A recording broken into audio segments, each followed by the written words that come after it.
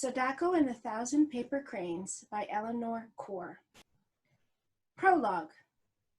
Sadako and the Thousand Paper Cranes is based on the life of a real little girl who lived in Japan from 1943 to 1955. She was in Hiroshima when the United States Air Force dropped an atom bomb on that city in an attempt to end World War II. 10 years later, she died as a result of radiation from the bomb. Her courage made Sadako a heroine to children in Japan. This is the story of Sadako. Chapter 1. Good Luck Signs. Sadako was born to be a runner. Her mother always said that Sadako had learned to run before she could walk. One morning in August 1954, Sadako ran outside into the street as soon as she was dressed. The morning sun of Japan touched brown highlights in her dark hair.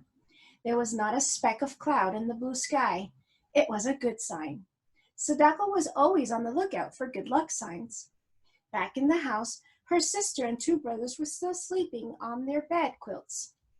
She poked her big brother, Masahiro. "Get up, lazy bones," she said. "It's peace day." Masahiro groaned and yawned. He wanted to sleep as long as possible, but like most 14-year-old boys, he also loved to eat. When he sniffed the good smell of bean soup, Masahiro got up. Soon, Mitsu and Eiji were awake too.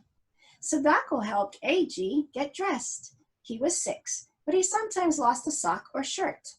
Afterward, Sadako folded the bedquilts. Her sister Mitsu, who was 9, helped but put them away in the closet.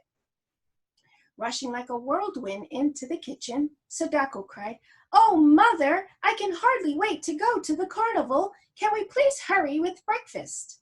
Her mother was busily slicing pickled radishes to serve with the rice and soup. She looked sternly at Sadako. "You are 11 years old and should know better," she scolded. "You must not call it a carnival. Every year on August 6th, we remember those who died when the atom bomb was dropped on our city. It is a Memorial Day." Mr. Sasaki came in from the back porch. "That's right," he said. "Sadako-chan, you must show respect. Your own grandmother was killed that awful day." "But I do respect Oba-chan," Sadako said. "I pray for her spirit every morning. It's just that I'm so happy today." "As a matter of fact, it's time for our prayers now," her father said. The Sasaki family gathered around the little altar shelf. Oba-chan's picture was there in a gold frame. Sadako looked at the ceiling and wondered if her grandmother's spirit was floating somewhere above the altar. "Sadako-chan," Mr. Sasaki said sharply. Sadako quickly bowed her head. She fidgeted and wriggled her bare toes while Mr. Sasaki spoke. He prayed that the spirits of their ancestors were happy and peaceful. He gave thanks for his barbershop. He gave thanks for his fine children, and he prayed that his family would be protected from the atom bomb disease called leukemia. Many still died from the disease, even though the atom bomb had been dropped on Hiroshima 9 years before. It had filled the air with radiation, a kind of poison that stayed inside people for a long time. At breakfast, Sadako noisily gulped down her soup and rice. Masahiro began to talk about girls who ate like hungry dragons, but Sadako didn't hear his teasing.